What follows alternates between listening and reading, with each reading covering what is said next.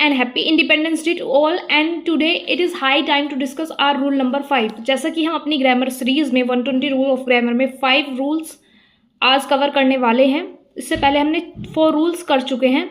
सो हमारा जो rule number 2 था, आज उसी का एक्सटेंशन हम इस रूल में पढ़ने वाले हैं. जो रूल नंबर 5 है, रूल नंबर 2 का ही एक्सटेंशन है.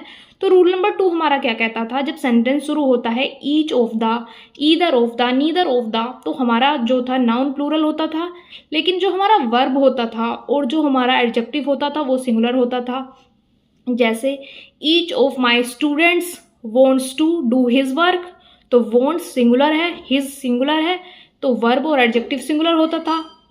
किस केस में, जब रिलेटिव प्रोनाउन नहीं होता था, कुछ हु विच दैट नहीं होता था. तो रूल नंबर 5 ने इंट्रोड्यूस कर दिया है रिलेटिव प्रोनाउन को. जब हु विच दैट आता है सेंटेंस में तो केस उल्टा हो जाता है, मतलब कि जो हमारा नाउन है वो तो हर केस में प्लूरल ही होगा, चाहे रिलेटिव प्रोनाउन हो या ना हो. बट अगर रिलेटिव प्रोनाउन आ जाते हैं तो वर्ब जो है वो प्लूरल हो जाती है एंड एडजेक्टिव भी प्लूरल हो जाता है. बस इतना सा ही कहता है रूल नंबर 5. जैसे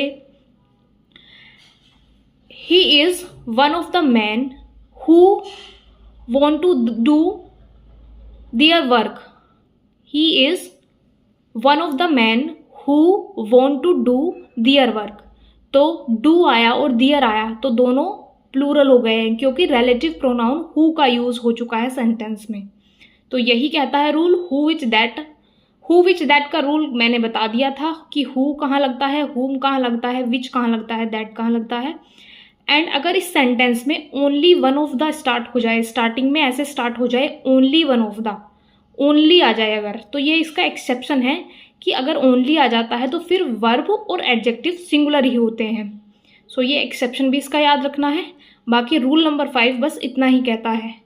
सो I hope you like this video and this concept.